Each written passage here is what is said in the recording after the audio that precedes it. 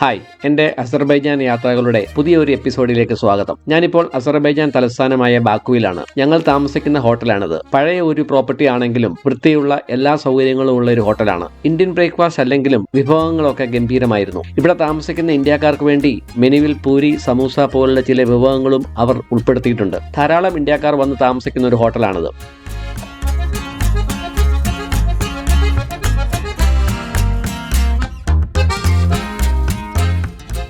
ഇന്നത്തെ ഞങ്ങളുടെ പര്യടനം ബാക്കു സിറ്റിയിൽ കൂടെയാണ്. ബാക്കുവിന്റെ പഴയ ചരിത്രത്തിൽ നിന്നും ആധുനിക നഗരത്തിലേക്കുള്ള വളർച്ചയുടെ പല ഘട്ടങ്ങളിലൂടെയാണ് ഇന്നത്തെ യാത്ര. ഇന്നലെ ഞാൻ കാണിച്ച ബാക്കുവിന്റെ അടയാളമായി മാറിയ ഹൈദർ അലിയേവ് കൾച്ചറൽ സെന്ററിലേക്കാണ് ആദ്യം ഞങ്ങൾ പോകുന്നത്.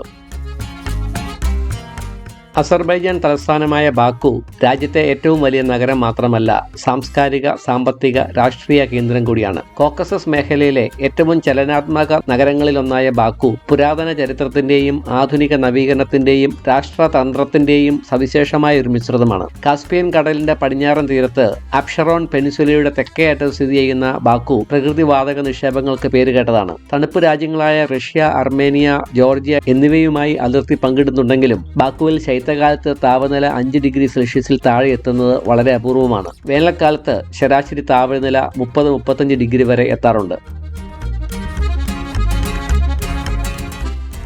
ബാക്കുവിന്റെ കാലാവസ്ഥയുടെ ശ്രദ്ധേയമായ ഒരു സവിശേഷത കാറ്റാണ്. ശക്തമായ കാറ്റിന് പേരുകേട്ട ഈ നഗരം സിറ്റി ഓഫ് വിൻഡ്സ് എന്നും അറിയപ്പെടാറുണ്ട്. ഏകദേശം 2.5 ദശലക്ഷം ജനസംഖ്യയുള്ള ബാക്കു അസർബൈജാനിലെ ഏറ്റവും വലിയ നഗരമാണ്. വംശീയമായി ജനസംഖ്യ അസർബൈജാനിയാണ്. എങ്കിലും ഈ നഗരം റഷ്യൻ, അർമേനിയൻ, ജോർജിയൻ കമ്മ്യൂണിറ്റികളുടെ ആവാസ കേന്ദ്രം കൂടിയാണ്. ഔദ്യോഗിക ഭാഷ അസർബൈജാനിയാണ്. എങ്കിലും സോവിയറ്റ് യൂണിയനുമായുള്ള ചരിത്രപരമായ ബന്ധം കാരണം റഷ്യൻ ഭാഷ ഇവിടെ വ്യാപകമായി സംസാരിക്കപ്പെടുന്നുണ്ട്. ബിസിനസ്, ടൂറിസം മേഖലകളിൽ ഇംഗ്ലീഷ് സംസാരിക്കുന്നവരെ കാണാൻ സാധിക്കും. 2016 മുതൽ ഫോർമുല 1 കലണ്ടറിലെ ഏറ്റവും ആവേശകരമായ റേസുകളിലൊന്നായ ഫോർമുല 1 അസർബൈജാൻ ഗ്രാൻഡ് പ്രിക്സിൽ ബാക്കു ആതിഥേയം വഹിക്കുന്നുണ്ട്. നഗരത്തിലെ പല റോഡുകളിലും ഇതിനായുള്ള ഗാലറികൾ നമുക്ക് കാണാൻ സാധിക്കും.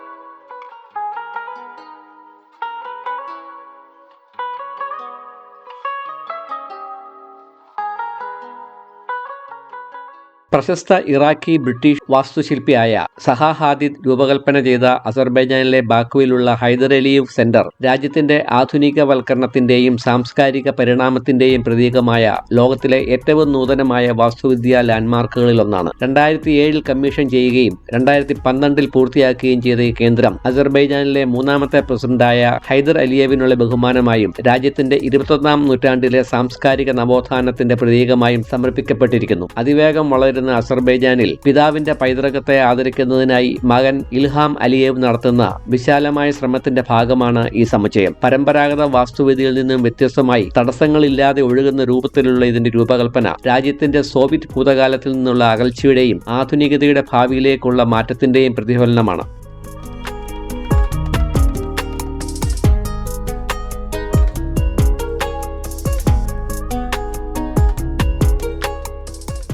അസർബൈജാൻ ഭൂപ്രകൃതിയുടെ പ്രകൃതിദത്തമായ തരംഗങ്ങളെ അനുകരിക്കുന്നത് പോലെയാണ് ഹൈദർ അലിയേവ് സെന്ററിന്റെ വാസ്തുവിദ്യയുടെ സവിശേഷത. അലിയേവ് കുടുംബത്തിന്റെ ഓഫ് ഷോർ കമ്പനികളുമായി ബന്ധമുള്ള അഭിനേതാക്കളുടെ ഉടമസ്ഥയിലുള്ള ഡയ ഹോൾഡിംഗ്സ് ആണ് ഇതിന്റെ പ്രധാന കരാറുകാർ. 6,19,000 ചതുരശ്ര അടി വിസ്തീർണമുള്ള 8 നിലകളായി വ്യാപിച്ചു കിടക്കുന്ന ഈ സമുച്ചയത്തിൽ അസർബൈജാനിന്റെ പൈതൃകം ഉയർത്തിക്കാട്ടുന്ന സാംസ്കാരികവും ചരിത്രപരവുമായ പ്രദർശനങ്ങൾ, പ്രാദേശികവും ആഗോളവുമായ കലാകാരന്മാരെ അവതരിപ്പിക്കുന്ന സമകാലിക കലാപ്രദർശനങ്ങൾ, സാംസ്കാരിക വിനിമയം പ്രോത്സാഹിപ്പിക്കുന്ന അന്താരാഷ്ട്ര പ്രദർശനങ്ങൾ എന്നിവ നടത്തപ്പെടുന്ന എക്സിബിഷൻ ഹാളുകളുണ്ട്. സാംസ്കാരിക പരിപാടികൾ, പ്രകടനങ്ങൾ, വിദ്യാഭ്യാസ പരിശീലനങ്ങൾ എന്നിവയ്ക്ക് വേണ്ടിയുള്ള കോൺഫറൻസ് റൂമുകളും ഒരു ഓഡിറ്റോറിയവും ഇതിൽ ഉൾപ്പെടുന്നു. അതിശയിപ്പിക്കുന്ന ഊർജ്ജകാര്യക്ഷമമായ രൂപകൽപ്പനയിലുള്ള ഈ കേന്ദ്രം നൂതനമായ ലൈറ്റിംഗും ശബ്ദ സംവിധാനങ്ങളും കൊണ്ടാണ് സജ്ജീകരിച്ചിരിക്കുന്നത്.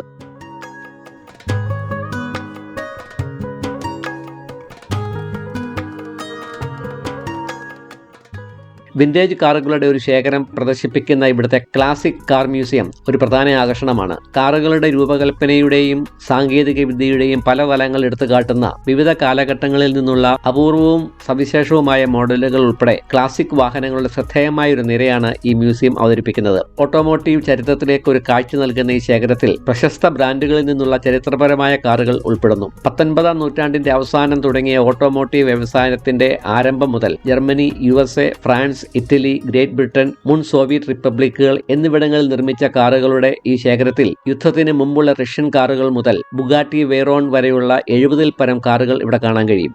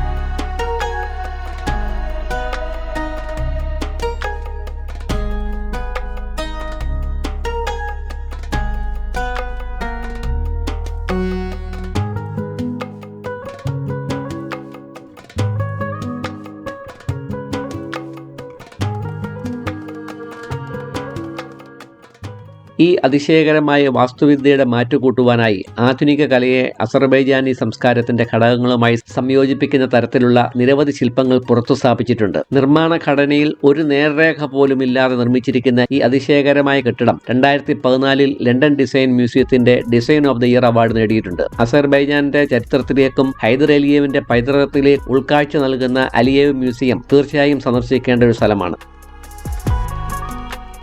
ഇന്നലെ രാത്രിയിൽ സന്ദർശിച്ച മൈതാൻ ഹില്ലിലേക്കാണ് ഇപ്പോൾ ഞാൻ വീണ്ടും പോകുന്നത്. ആ പ്രദേശങ്ങളെല്ലാം പകൽ സമയത്ത് ഒന്നുകൂടി കാണണം. ബാക്കുവിൽ കൂടി യാത്ര ചെയ്യുമ്പോൾ അമ്പരിപ്പിക്കുന്ന ഡിസൈനിലുള്ള നിരവധി കെട്ടിടങ്ങൾ കാണാൻ സാധിക്കും. ഈ കാണുന്നത് അസർബൈജാനിന്റെ സുപ്രീം കോടതിയാണ്. ഇവിടുത്തെ ഗവൺമെന്റ് കെട്ടിടങ്ങളുടെ വീഡിയോ എടുക്കുന്നത് ശിക്ഷാർഹമാണ് എന്നാണ് ഡ്രൈവർ പറഞ്ഞത്. അസർബൈജാനിലെ നികുതി മന്ത്രാലയത്തിന്റെ ആസ്ഥാനമാണിത്. 31 നിലകളുള്ള 4,75,000 ചതുരശ്ര അടി വിസ്തീർണമുള്ള ഒരു ടവറാണിത്. തൊട്ടടുത്ത് കാണുന്നത് അപ്ഷറോൺ JW മാരിറ്റ് ഹോട്ടലാണ്.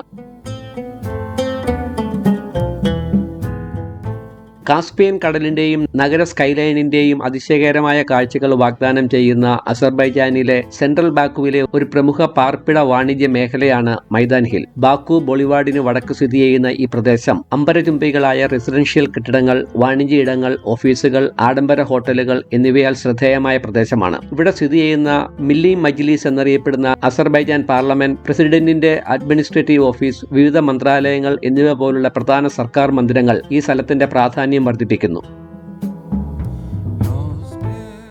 തീജ്വാലകളോട് സാമ്യമുള്ള ഫ്ലെയിം ടവേഴ്സ് എന്ന 3 ഉയർന്ന കെട്ടിടങ്ങളാണ് മൈതാൻ ഹില്ലിലെ പ്രധാന ആകർഷണം. ഈ ടവറുകൾ അസർബൈജാനിന്റെ ആധുനിക തലസ്ഥാനമായ ബാക്കുവിന്റെ പ്രതീകം മാത്രമല്ല, ലാൻഡ് ഓഫ് ഫയർ എന്ന് വിളിക്കപ്പെടുന്ന രാജ്യത്തിന്റെ ടൂറിസം സങ്കല്പത്തെ തന്നെ പ്രതിഫലിപ്പിക്കുന്ന ഒന്നാണ്. സൊറോസ്ട്രിയൻ ആരാധകർ ദൈവികതയുടെ പ്രതീകമായി കണക്കാക്കുന്ന അഗ്നിജാലകൾ നൂറ്റാണ്ടുകൾ പഴക്കമുള്ള ഈ രാജ്യത്തിന്റെ സംസ്കാരത്തിലും മതപരമായ ആചാരങ്ങളിലും ആഴത്തിൽ ഇഴകിച്ചേർന്നിരിക്കുന്ന ഒന്നാണ്. ടവറുകളുടെ ഉയരവും കുന്നിൻ മുകളിലുള്ള അവയുടെ സ്ഥാനവും കാരണം നഗരത്തിലെ ഏത് സ്ഥലത്തു നിന്നും അവ ദൃശ്യമാണ്.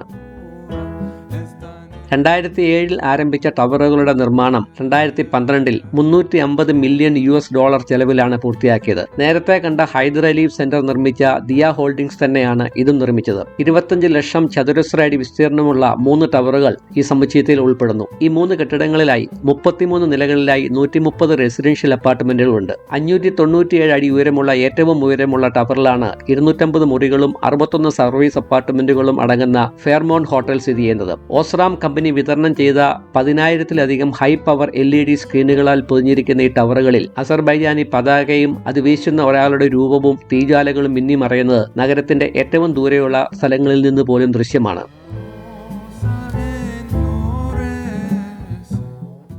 ഷെയ്ദ്ലർ മോസ്ക് അല്ലെങ്കിൽ ടർക്കിഷ് മോസ്ക് എന്നറിയപ്പെടുന്ന ഇവിടെയുള്ള രക്തസാക്ഷികളുടെ മസ്ജിദ് വിവിധ ഘട്ടങ്ങളിൽ ജീവൻ ബലിയർപ്പിച്ച അസർബൈജാനി തുർക്കി രക്തസാക്ഷികളുടെ സ്മരണയ്ക്കായി 1996 പണികഴിപ്പിച്ച ഒരു പള്ളിയാണ്. മനോഹരമായ മധ്യ താഴികക്കുടവും 2 നേർത്ത മിന്നാരങ്ങളും ഉൾക്കൊള്ളുന്ന ഇതിന്റെ രൂപകൽപ്പന പരമ്പരാഗത ഇസ്ലാമിക വാസ്തുവിദ്യയെ പ്രതിഫലിപ്പിക്കുന്നതാണ്. നിലവിൽ ഈ പള്ളി തുർക്കി എംബസിയുടെ അറ്റാഷയുടെ ഔദ്യോഗിക വസതിയാണ്. കാസ്പിയൻ കടലിന് അഭിമുഖമായി സ്ഥിതി ചെയ്യുന്ന ഈ പള്ളി ബാക്കുവിന്റെ സ്കൈലൈനിന്റെ അതിമനോഹരമായ കാഴ്ചകൾ പ്രദാനം ചെയ്യുന്നു. അസർബൈജാൻ സ്വാതന്ത്ര്യ സമരത്തിൽ പ്രത്യേകിച്ച് 1990 ബ്ലാക്ക് ജനുവരി കൂട്ടക്കൊലയിലും നഗോർണോ കറാബാഖ് യുദ്ധത്തിലും മരിച്ചവരുടെ സ്മാരകമാണ് ബാക്കുവിലെ രക്തസാക്ഷികളുടെ ഇടനാഴി എന്നറിയപ്പെടുന്ന സ്ഥലം. മൈതാൻ ഹില്ലിൽ സ്ഥിതി ചെയ്യുന്ന ഇത് ദേശീയവാദ പ്രതിഷേധങ്ങൾക്കെതിരായ സോവിയറ്റ് അടിച്ചമർത്തലിനെതിരെ മരിച്ച 130-ലധികം അസർബൈജാനി സിവിലിയന്മാരെ ആദരിക്കുന്നതിന് വേണ്ടിയുള്ള സ്ഥലമാണ്. അന്ന് നടന്ന ടാങ്കുകളും തോക്കുകളും ഉപയോഗിച്ചുള്ള സൈനിക ഇടപെടൽ അസർബൈജാൻ സ്വാതന്ത്ര്യത്തിനായുള്ള പോരാട്ടത്തിന്റെ ആരംഭമായിരുന്നു.